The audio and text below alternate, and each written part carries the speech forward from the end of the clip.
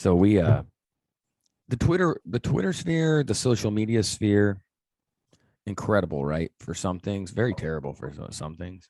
This kind of, I don't know, somewhere in between. I'm starting to feel like it's just all terrible. Uh, over the weekend, I felt like I got on my Twitter and I don't know how many mentions. I saw Matty Slaw in my news feed more than I've ever seen him. And I was like, what is about to be going on? Well, our friend Matt Slauson decides to make a comment on a quarterback, free agent quarterback in the league, and just basically said something about a drill that's going on. And I could see over text or social media how it could have sounded like, if you think about it, like you were really being negative, but you actually weren't. And you just sometimes find your way into a big pile of runny horse mess. Would that be what was going on this weekend? Because I looked at my mentions, my news feed. I was like, what on earth is happening? Yeah, bro, things got super aggressive. Because we're married in the podcast media world in a super not married way.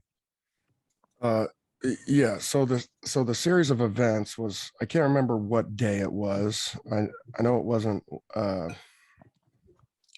Tuesday. We recorded on Tuesday last week. It was like towards the end of the week, or yeah, at least that's when the mentions were. Wednesday or Thursday. I don't know what it was. But ESPN had came out with a video of Jameis Winston's rehab, his process, highlighting that he's so far ahead of schedule. And he was in an office building with his personal trainer or physical trainer, I don't know. And he was doing these crazy workouts that you just don't see anymore. It was just like all these bands attached to him on a Swiss ball, doing all these crazy core stability and balance things. And I made one comment on it. Now, I will say, in retrospect, knowing what had happened after the comment was made, would I still make the comment? Probably Absolutely not. Because it was a fucking headache for days. Like a 4-day migraine. Yeah. My tweet was something like he should be doing more or something. Yeah. Great. Yeah. He should be doing more of this to be great, or something like that. Something like that. Now, was that me taking a shot? Yes, I was taking a shot. I don't think it was a bad shot. I never said the guy was trash. I never said the guy was like a pile of garbage and didn't deserve to be in the league. It was your way of saying you don't think he's an elite quarterback. You think he's a solid, good quarterback, but you don't think he's an elite quarterback. That's kind of what the whole gist of it was. Right. And it's funny because was it necessary for me to say that? No, it wasn't. It wasn't necessary. And instantly I got attacked. Apparently the Jameis Winston cult following is really strong, because I love that. They pounced on me real fast. And they're like, you're fucking garbage. You don't know shit about football. My favorite was the people that said you had a terrible career and you played 10 years in the NFL, and people don't know the percentage of people that play 2.5 years in the NFL. Like, oh, Mr. Six round pick, Jameis was number 1 overall. I'm like, guys, look, he was a way better college player than I ever was. I'll give him that. He was drafted number 1 overall, Heisman Trophy winner. He was a badass college player. He can he's been he had a pretty good year this year before he got hurt. And he did. But I will say this I don't think this would have been just more the social media following that he had. I don't think this was like family or whatever, but just to let everyone know, draft picks don't matter. I'm not going to name names because I just don't want to do that, but there's been plenty of number 1 quarterbacks that have actually been atrocious. Now, I don't think that's Jameis Winston. I'm saying like there's been plenty that have been so bad. Well, So like to say the the draft pick is a little like what are they saying about Tom Brady? He was a sixth round quarterback. Tom Brady's draft spot was after where I got drafted. So does that mean I'm a You're way better. I'm a Yes. way better football player than Tom? It does. It does. I wish you I wish was. you were. I mean, my bank account would look a lot different. Yeah. But no, draft position doesn't mean shit. Tom Brady is the greatest of all time, and how many quarterbacks have been drafted way in front of him? Almost all of them. Yes, it was just a social media severe thunderstorm is what it was. Let me throw out this stat. And there's not exact numbers to this stat, so it's not an official stat. It's more of a Slauson science stat. Which is almost always true. Yeah. There is way more first round busts than there are 6th round busts. Fair. There's almost no six round busts. And let me explain that to you. When you're drafted in the 6th round, no one expects anything. There's no expectations of you.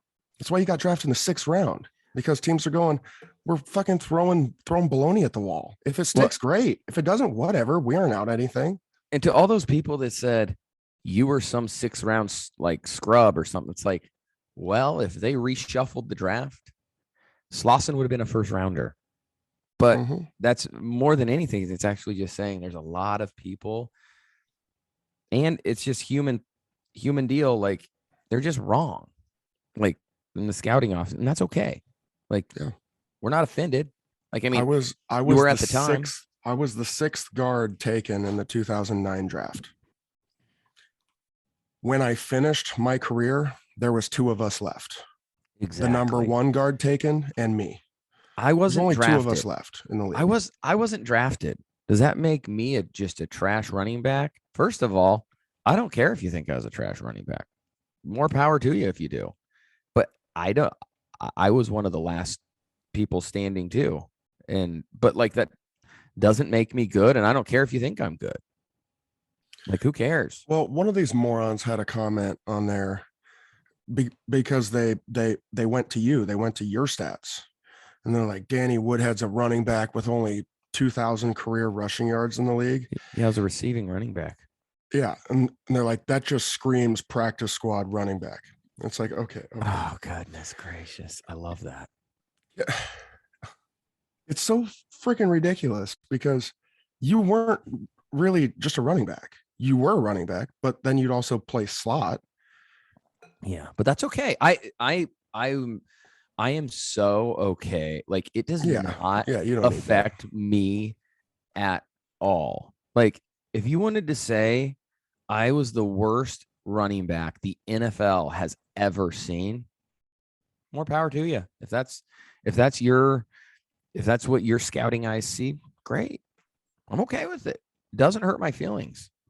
Like, you can say whatever you want about me. I was happy. I'll be honest. I was happy with what my career ended up being in the double digits. That didn't make me angry. I was happy that I was able to do that. I was happy that I was able to play on some good teams, meet some awesome people along the way. I was very fortunate to be able to play in a Super Bowl, and not a lot of people get to do that. So I was very, very fortunate and blessed. Yeah. Even if I was for the worst running back in the league ever, I'm okay with it. Yeah. You had a lot of success. You don't need any recognition from anybody. But it just pisses me off when people just start throwing out crap that they know nothing about. But I guess that's what social media is for. And I think we're getting a guest out of it. Yeah. So the reason I'm bringing up this topic is because to the defense of Jameis Winston, for one, came his dad. Jameis Winston's dad came at me pretty hard. We don't need to go into that. We aren't going to go into the deets of it. We will open up all the deets next week.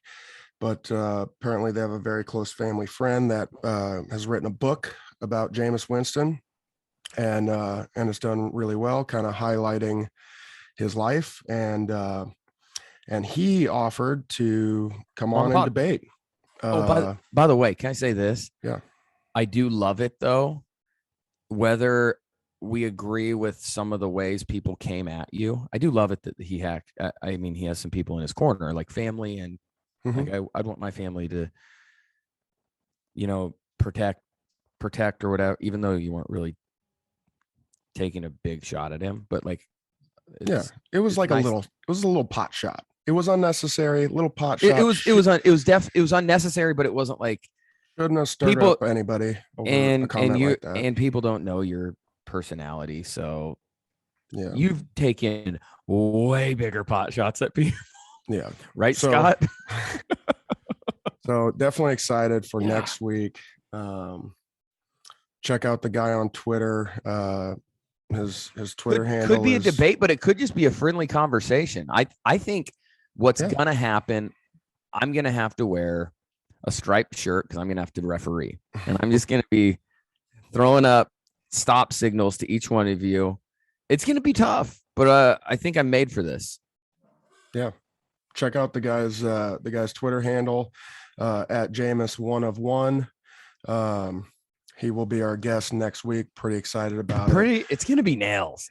Yeah, excited to bury the hatchet. I don't know why there needs to be a burial of a hatchet, but this guy said he's looking for a lively debate. Oh, so man. Yeah, it's gonna be aggressive. I'll put on my debate pants. I've been waiting for you to put them on, so it should be fun. Be fun. Scotty, it's all you. Woodraux Wisdom, another episode, and we talk a lot about your competition gene. Yeah, what your creator blessed you with. Yeah, I don't hate it. I mean, I don't hate it.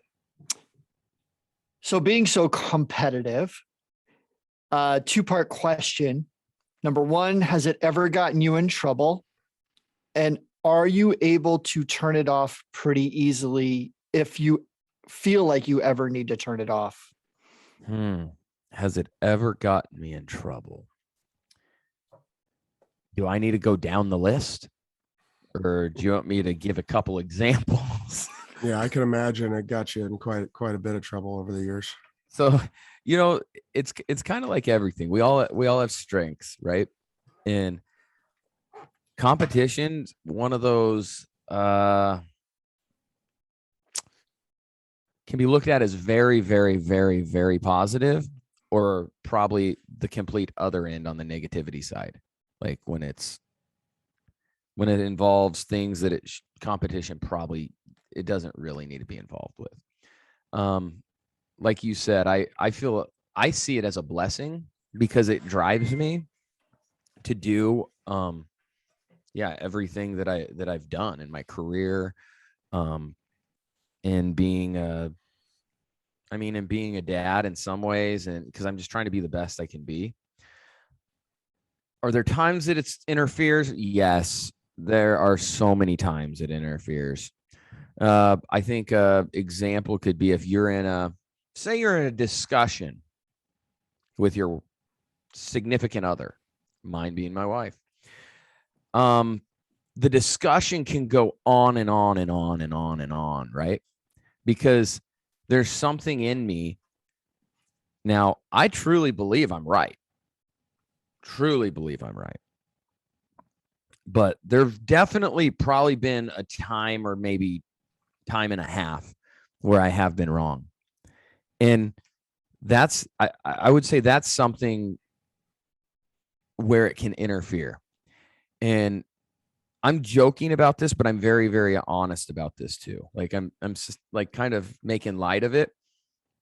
But it's something that if you're not careful, if I'm not careful, it can interfere with my marriage. It can interfere with the way we get along. Because if I have to always be right, I mean, it's going to be hard to live in any sort of harmony or in good relations with my wife. Just because if I'm always trying to win, that means she's never winning. Not that she deserves to, but there's plenty of times that I've maybe woke up on the wrong side of the bed, which is never happens because I wake up at the right time every day. But say I happened to do that. There's this term that a buddy of mine always uses. He says, in a way, like he says, sometimes we got to be the bigger man too, and just kind of go low and take like responsibility. Like, it's on me. And I think And the it thing isn't that's easy. It isn't easy to do. it is not easy, but the funny thing is that's, as men, I think we're supposed to be strong and never back down. But I always go back to my faith, but it's quite the opposite, which sucks, which really sucks. If we're the leader of our marriage, if we're supposed to be the leader of our family, a lot of times it takes myself apologizing initially, because that's my responsibility as a man and as a husband. Well, and you talk about it all the time. As a leader, what's the most important thing you can be as a leader? And that's a servant. Yes, it's a servant. And also, I mean, we got to be the example. Like we have to be the example. So it does get me in trouble quite often. It gets me in trouble with being as a dad, even, like, just because I think things should be done the correct way. Now, are there times kids are not listening? Without a doubt. Like, we're not living in fake world. Like, kids, that's just like when we were children. Gather around, children. But when we were kids, like, we did the same thing. So yeah. There's definite times. I mean, even in conversations, if it's just conversations with friends, and even if you are right, sometimes it's better to not be right. Even if it's, so if I'm talking with a group of people, and this has been something I've actually been trying to literally ask God to help me with, because if there's something I know I'm right on, say it's football, and you're talking to a bunch of people that don't know football, right? And you're like, oh my gosh, like, this is like, why are you arguing with me about this? Yeah, it's like if I'm hanging out with a finance dude or a financial advisor, it's like, actually, that's not where you should be putting your money. It's like, why would I be saying that when I'm not a financial advisor, have no education, don't know anything about the market or anything like that? Mm-hmm. It makes no sense. Or if, like, we have a toilet that's messed up in our basement and it just doesn't stop running, something needs fixed, and I have a plumber over here and I'm in there telling him what to do, doesn't make a lot of sense, right? So when people do that to me, it kind of agitates me. But I have a buddy. He's one of the pastors at our church, and his grandpa, who was a kind of a little bit more well-known pastor in Omaha. And he said, my grandpa always used to tell me this.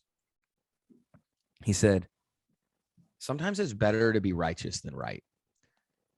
And meaning, we don't have to be right just for the sake of being right. Sometimes it's like, just don't even argue about it, and it's gonna cool over, and you won't even talk about it. So I've been trying to take, like, it's been hard.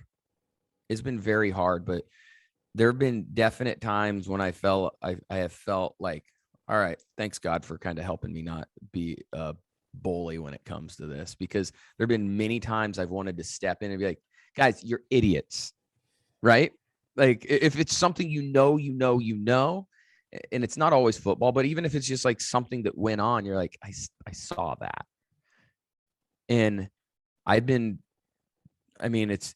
a process, and I think it's a process that's continuing. And it's been hard, but there have been times that I think God's kind of, everyone thinks of like those shows where it's like two little people on your shoulder telling you good and bad. And it's like, definitely feel like I've had help, and I've been trying to do my best at taking the righteous route, as far as not like I'm better than you, but like, hey, this is not worth it. This is not worth ruining a friendship. This is not worth ruining a relationship in your family. Like, just shut up. So to answer your question, is that kind of answer your question, Scott? Because it's like, yes, I am extremely competitive in anything and everything I do. I mean, even board games, it kind of ruins things, but that's different because there is a winner and there's a loser, and you should try your best. That's the way I think of it. But I think of it more so in relationships, and just trying to take the low route and not always feel like you have to win. Yeah, it's really interesting as you're talking about that. That made me think real quick. Like, I really work with dominant males. Like, you two are both very dominant males. Jack is a very dominant male. Yeah. Doc is a very dominant male too. Mm-hmm. And for me, being the one that always had to be right, or that inner competition, like, I just stopped fighting against you male dominance and really understood, like, I love my role as being support. So I'm like a good support guy. I don't need to be right. I just got to make sure my guys stay within the line. Like, they can do whatever they want instead of me trying to control everything. Right. And it's, and just, I guess that self-realization has made me just a better person. Like, to be like, I'm so at peace. Like, yeah, I'm not the male dominant guy, and I don't need to be. Like, this is my role and I'm cool with it. And I use that in my family now too. My wife, like, my wife is very dominant for her. She's a lead at what she does. And I'm okay with, you said, hey guys, got to run the family. Like, I'm okay with giving her that slot if she wants it. Like, I'm good with it. I'm good if she wants to be the rooster of the house. I'm good with that. And I think working with you guys over the years has really gotten me to that place. So it's interesting listening to it go, oh shit, that's what I've been doing. Like, I tried to be the dominant one, and I understood, like, I'm just much happier now, not always being right. Like, I'm good with it. Yes. And the thing is, like, I think people think of leading, like, some people, like, when you say like when I say leading my house, that doesn't mean I run the house. You know what I'm saying? Yeah. Like, that's like, you're not in charge. You're not a dictator standing up every morning. Like, you guys fall in line. You do as I say. That's not what it's what more a being leader man of, is. like, trying to lead my family in the correct way. And a lot of times leading my family in the correct way is actually pushing people forward and above me even. Yeah, totally. You know what I mean? Yes. It's a weird dynamic. So sorry not to get, I always do this, but to get like a little more biblical, like, husbands, their job with their wives is to love them as Christ loves the church. Christ loved the church. There was nothing, like, he was a servant. He came and died. Like, he put himself before others. He loved others. So, like, leading a lot, like, not arguably, he was the best leader ever. And I mean, I think, and that's where some people take certain things out of context, where it's like, I have to run things and I have to show everyone I'm dominant. It's like, I mean, there's times that you have to say, hey, we're going to do this instead of that. But, like, that's completely, like, it's different. Like, like, completely different thing. Yeah. And I think now the problem is, I think some people, and they've done it in poor ways, have taken it so out of context that, like, no, I'm running this show. And it's like, I don't know if that's now doesn't mean I'm right on everything, but I don't think that's kind of what it was meant for. Slaw, you have something. I know. Yeah, I'm right there with you. Scott, when you were talking about your situation in your house, I didn't get any of that as like you taking a back seat and no, heck no. And letting your wife kind of well, at first listen, you could say like, oh, okay, so the wife is taking over like the main role. But in reality, exactly what you said, being the support That's what every man should Well, should and do, that's But kind regardless of just of leading. the understand what your role is. Are you the leader or are you the supporter, right? And just be the best at that. Well, and in some ways I that's think leading though. I think it's one and the same. Yeah, because Yeah. because Scott, your wife is absolutely killing it in the How are we professional talking about world. leadership now? Is that- Right. Competition to leadership. Yeah, Here we go. yeah. And your job is to support her in her career and make sure she has everything she needs to Mhm. do. But if the roles were flipped, your role would be the same exact thing. It would still Mhm. be to support your wife and make sure she has everything that she possibly needs to do everything. You know, I was the provider throughout my career, and that was my main focus. Does my wife have everything she needs to take care of the kids and to make sure things are running smooth, and make sure she's in a good headspace for that. So now when I come home from work and I'm absolutely exhausted and just want to just fall into bed and die, well, now I got to stay up and talk with her, because she's been with kids all day watching bubble guppies and octonauts. Great shows, but Yeah, but now she needs some adult time, and she needs to be able to get some stuff off her chest. And in that moment, I have no desire to do any of that, but you know what? I have to do it.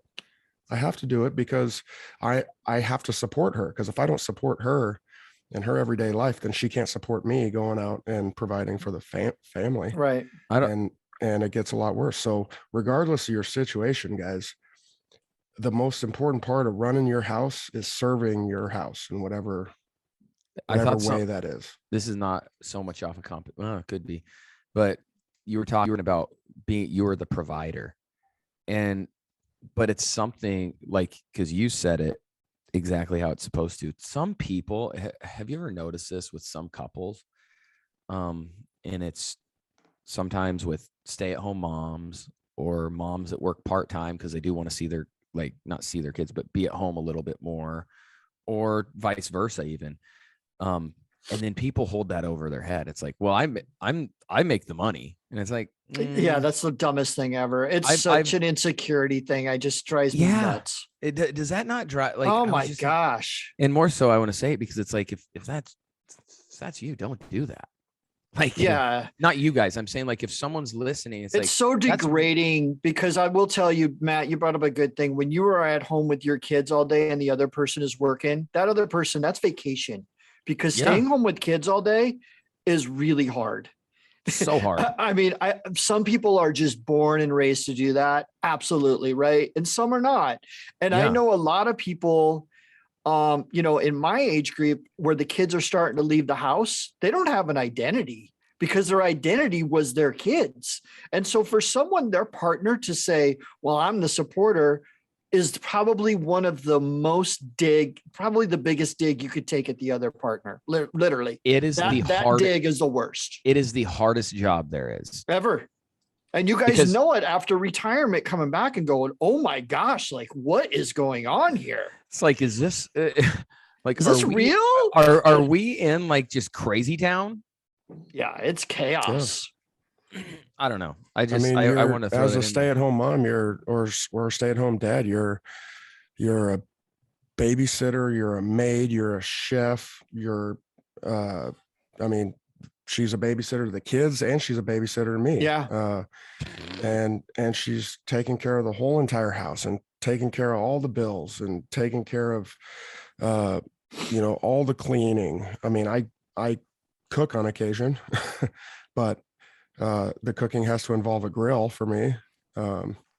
So I mean, it's just ridiculous, the amount of careers that a stay-at-home mom or stay-at-home dad has, with getting no recognition in life, especially from our society. I don't know what has happened, but now in our society, it's like, if you're a stay-at-home mom, it isn't good enough, or stay-at-home dad, it isn't good enough. But the reality is you're doing way more than any career person that's out there. It's just the career person has I mean, they have the paycheck stub to go Yeah. along with it. But Yeah. it's like you have, yeah. as a stay-at-home mom or dad, you have 3 full career jobs going on all at once every day, and there's no end in sight. And it Right. doesn't stop. There are no off days. There no, you're feeling sick. Nobody cares. Yeah. And here's the beauty of it. And, I've worked for home for 12 years, so I'm the flexible one for sure. My wife goes to work, but I've seen you touch your toes. I can. But here's the coolest thing of all, like, you don't get a chance to re-raise your kids. And I'm in that point. Once they hit 12, the independence begins. Yeah. And I will, that is probably going to be the coolest thing for me, is like, I got to spend this time. It's been hard. There's no doubt. Like, I get interruptions nonstop all day when working from home. It's not an easy thing, but like, yeah, man, I'm not going to be the person say, man, I didn't see my kids. Like, I'm putting in the time right now, and hopefully that sticks with them. Hopefully I'm doing a good job. Yeah. Well, I think- I don't know I think your the- kids, but just after knowing you, my assumption is you're doing a hell of a job. And You're making, let's just be honest, you're making up for what you named your son. well, and as we talked about a couple weeks ago, Sorry, I just had a I loved it. little jab for you. Well, I mean, That's for Slaw. okay. He's For Slaw. he's still in a boot. Don't worry. You Yeah. guys make all the fun you want. Oh, I don't make fun of I'm him. kidding. I know. I'm Slauson's the kidding. one that did. I'm the number one supporter in the gay. Yeah. community. I got you. Go ahead, Slaw. Gabe. Oh, Gabe. No, honestly, I forgot what I was going to say. But we were. He's a great parent. We know he is. He's a good dude. You said I did. Yeah. The kids, like, I don't know what your kids are like, but yeah. Yeah, I mean, I gotta assume you're doing a tremendous job. It's and as a dad, we fail all the time, but it's understanding that, we're gonna fail, and having the stones to look at yourself and go, man, That means testicles or balls. Yeah, but I had it this morning already. Mm. Daughter was tired, just screaming at me. Oh my! Kept my calmness for gosh. 30 minutes, and finally I was like, enough. It's not my responsibility that you're That's our tired. code word. Don't talk to me this way. Hey, that's our code And word. I was by the like, way. for Lent, I was calm. Was my whole thing calm? So I love that. kind of lost it a little bit. I made it longer than I would have, but yeah, I fall off that mountain every single day, every day. Yep. And you got to have the stones to look at yourself and go, I just fucked it up, and I got to Yeah. go fix it right I'm now. gonna apologize when from the way home. Like, we're gonna have a talk about. I'm not necessarily gonna apologize. There is a little competition there, but I mean, we're gonna work through that. Mm-hmm. Yeah, Gosh. and it's just growing and improving, because I mean, nobody handed us an instruction manual when we had kids, and every time you have another kid, it isn't like you can use the same manual, because you're still a parent to that other kid, and then you throw another one on top of it. It's completely changed. You need to go to the bookstore and find a whole nother set of books. Each kid's so different. Oh my It's god! crazy. So different, and then just stacking kid on top of kid. I mean, Yeah, you have to stack your kids on each other. yeah, but just That's just, weird. Just the process of parenting the multiple kids, like, there are no manuals that go along with this. So if you fuck it up and you don't fix it immediately, bad things are going to happen. And Scott, you said it. You don't get a redo. You No, don't. you're not gonna get a chance at that again. My wife always says, now she stayed at home, because some people try and they can't, and that's great. Not everybody's built for Not it. not everyone's built for it. My wife is not built for it. That's Yeah. why I'm good with that role. Exactly. And I Yeah. told her, whatever you want. And she goes, well, and she could have went right back to work after, but she said, if I try, I'm not going to ever regret it. She goes, I'll never regret 100%. trying. If I have to go back to work, I go back. She goes, but I might regret not trying, like, because that was something in her head that she Yeah. wanted to at least try. Well, Kids it's are important. one of They grow old Yeah. fast. It's Yeah. like, yeah. Competition. What? And if I you don't even know. can, if you have the ability to have a parent at home, I understand there's a lot of situations out there where that isn't real. But if you have the ability to have a parent at home, I mean, the benefits that come from that go to the children for their development in life, I think is huge, absolutely huge. Mhm. Yeah. And I'll end right here. Single parent, I got all the respect in the world for you, man. I Oh go my a whole gosh. nother level now. Absolute savage. Yeah. Yeah. No doubt. Keep going. Story time. Oh, kids. Hey, Gabe, you can come on in. Open the door. Get in here. Gather around, children. Come on, Gabe. Give me that. It's so fucking crazy book. that we make them stand outside the door. You know, I know, luckily it's soundproof studio, I but know, it's like, get 20 on degrees in here, out. guys. 20 Yeah. degrees out, snow all over the ground, and we're just like, yeah, little kids go out there, stand in the snow. I It'll mean, be done in a while. we give them hand warmers. All right, get on the rug. Story time. So I don't know if the combine is still going on or if it's over now. It might have one more day of like interviews. I don't know. Okay. It doesn't even count as anything. It's stupid. So by the time this segment airs, then the combine will be over. So I'll just say the combine is over now. But I felt it was important that I talk about the combine. You know, a little current events, pop culture, if you will. And the combine has gotten super popular. I don't know. Are they still selling fucking tickets to this deal? I don't know. It's the dumbest thing in the history of like, they're Yeah. going to probably wipe that history out too. Well, and there was a lot of news coming out of the combine this year based on what I see the stat. There was like 20 or 30 dudes that ran sub 4.4s or something. Wouldn't shock me. Yeah, I had that alert come through on my phone yesterday, the amount of defensive backs and receivers that ran sub 4.4s. And I think it was like 2 guys broke the combine record. Like 2 different guys ran like 4.22s or 4.23s. But those were unofficial times. They ended up Mhm. getting bumped up and they weren't records. Gotcha. Mm-hmm. They always find a way to save records. Right. Yeah, for sure. So yeah, the combine for people who didn't go through it or didn't play in the league, I can understand the value of watching it. I mean, there would be some entertainment there. But let's get one thing very clear. The combine is fake.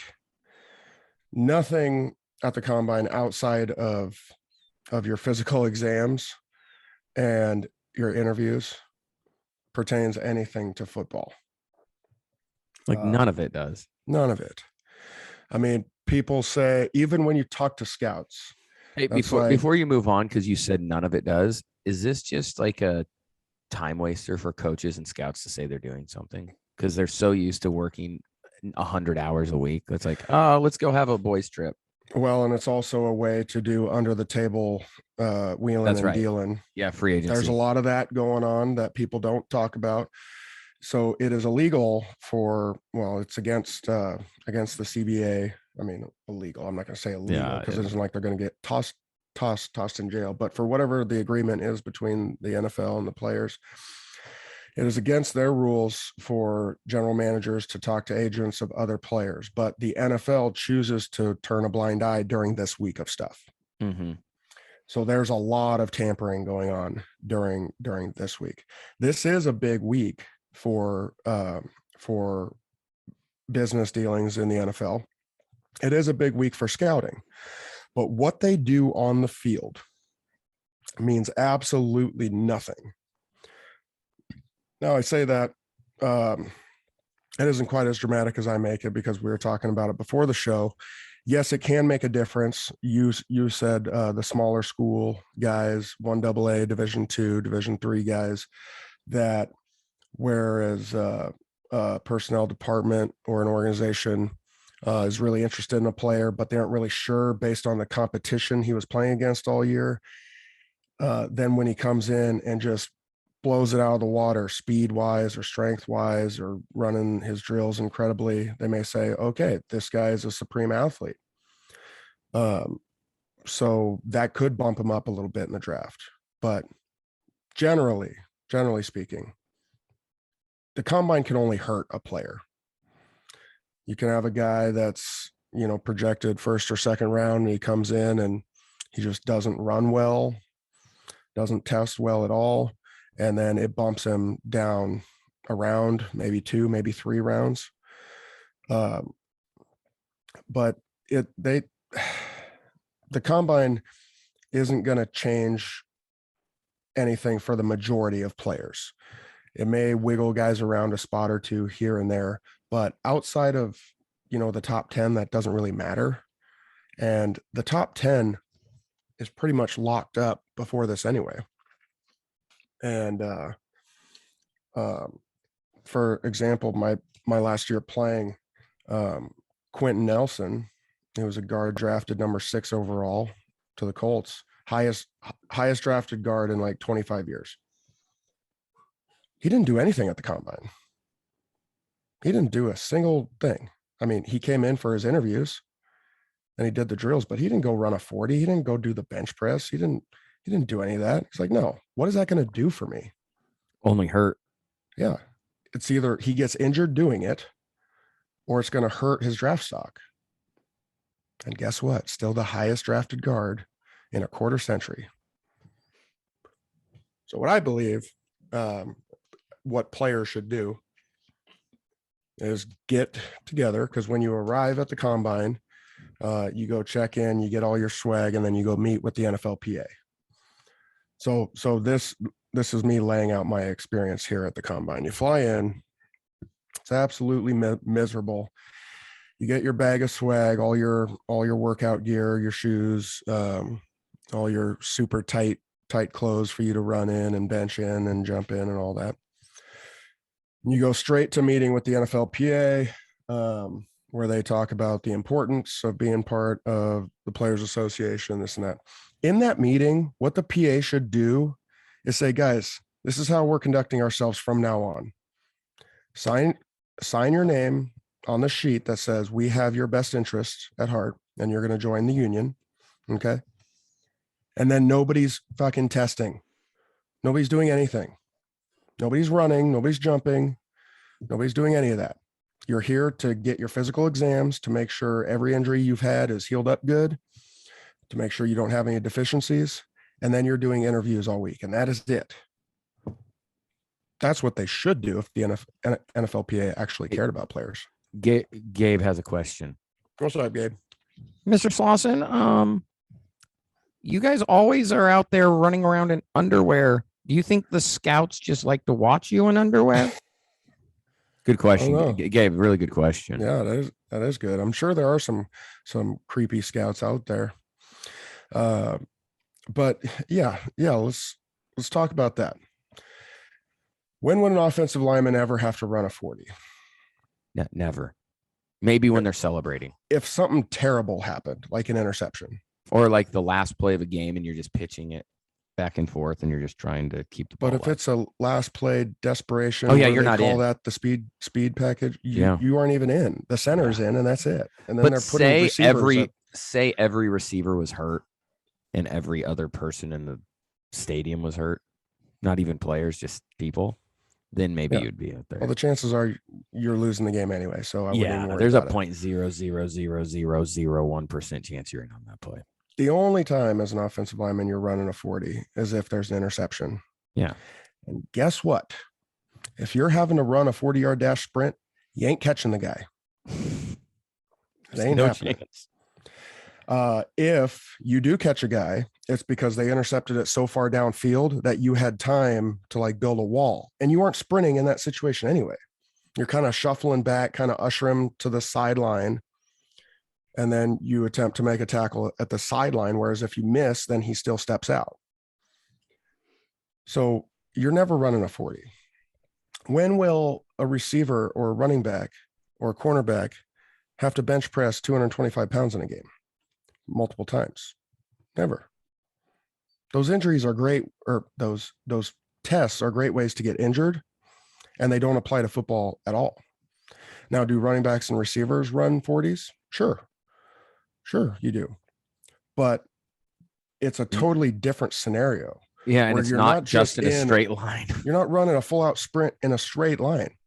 You're taking a step count to your break, and then you're breaking it off here. So it's acceleration, decel, cut, acceleration.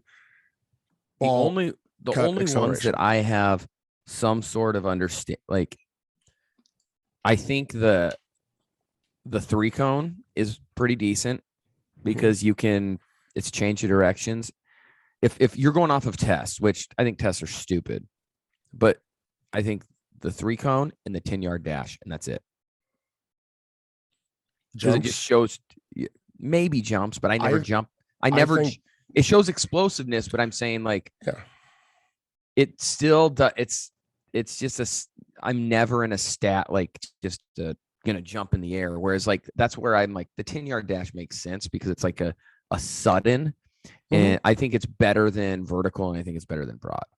To really gauge. Okay. But that's just my personal opinion. Well, even still, you can tell if a guy's explosive or not. True, but on his film, you don't need to test if a guy's explosive. Exactly. When you watch a guy on the film, a lot of these cats, I don't think watch film. They're like, oh yeah, they have a couple touchdowns. Oh, cool. Let's watch all their touchdowns.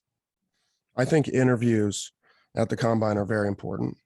I didn't have find out if a guy's not smarter. Yeah. Or if he's really brilliant. Yeah. And these organizations have done their homework. They have your whole background on file. They know every bit of trouble you've been in. They have interviewed your high school coaches, your middle school coaches, your principals, your extended family. They have done their research. Your babysitters. They know things. I got in a little bit dog of trouble. Sitters. I got in a little bit of trouble early on in college, and it was topic of discussion. It was washed away pretty good. Because I got things handled. I did all the things that I was supposed to do to get the thing washed away. And guess what? Didn't get washed away from the NFL Combine. Oh, they found out. Yeah. So I had to interview about those. But let me talk about the interviews really quick. Things just might have give changed. Us a dumb question or two too. Things might have changed now, but when I was there back in 2009, they had official interviews and unofficial interviews. The unofficial interviews it was freaking terrible. It was like being at a middle school dance again. And all the players are lined up against the wall on this side, and all the organizations have their own table. Their table with their placard that says what team they are and their helmet on it. And they have their coaches sitting at the table there. And then you're just sitting there waiting to get selected. Just like you're just standing there like you're the fat kid. You're never going to get asked to dance. And you're just feeling awful about yourself. I dated my wife all through high school, so I was fortunate then. Otherwise, I'd have been the fat kid. Yeah. So it's not fun. And then the official interviews, when you would actually get a note sent to your door, it's like you've been requested to do an interview with Miami Dolphins, and it's Thursday at 10 a.m. or something. And that's when you actually go to a hotel suite. And they have the general manager, your position coach, the head coach, and they have film deal set up in there and a whiteboard set up in there where they can run you through the gambit of testing. So when I was at the combine, I had one official interview and two unofficial interviews. I didn't think I was going to get drafted at all because other dudes were having official interviews all the time. I had one, and that's good.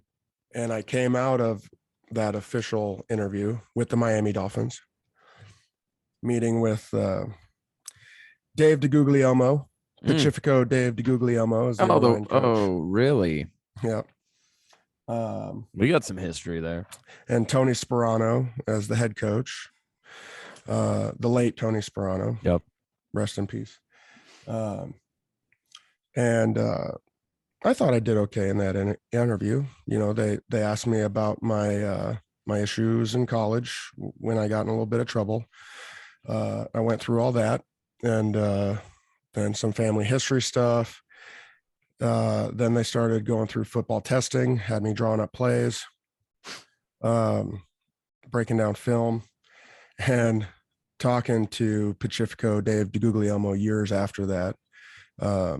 We were talking about that interview, and he said after that interview, he turned to Tony Sperano and he said, "Absolutely fucking not. Do not give me that guy." Why? The guy can't, he said the guy can't even fucking talk. He's just stuttering all over the place. He's not even going to be able to make a fucking call. I mean, you have to communicate fast and loud and exact. And when you got a guy that can't even hardly say his own name, say his own name. Yeah. And he Come said, on. absolutely Come on, not." dude. Yeah. And then we ended up working together at a lot of different spots, as we know. Had an unofficial interview with the Bills that I thought went extremely well. And then an unofficial interview with the Jets, who ended up drafting me. But yeah, those are just sitting at a table chatting, and they're asking you some questions about football and having you draw plays on a piece of paper, formations, defensive structures. Those I think are important because it shows how much effort you put in college to understanding the game, but also kind of what your mental capacity is like to learn even more. And yeah, as far as the on the field testing goes, it's all garbage. Nobody really cares about it. All that is like a selling point for the media to talk about a guy's speed or lack of speed or strength or whatever. But all it is a ticking time bomb to get hurt. Woody, you didn't even go to the combine. Yeah, I can't even answer. And you played a decade. So is the combine important? I mean, could it have helped me? Sure, because I would have just been I would have been on TV, and then there would have been more talk of my 40. There would have been, but like, I don't know. Like, but if you went to the combine and you ran a 4.3, I was getting drafted then. But you had a pro day where you ran a 4.3. Yeah, 2 weeks after that. It's not as, you know how the media is, man.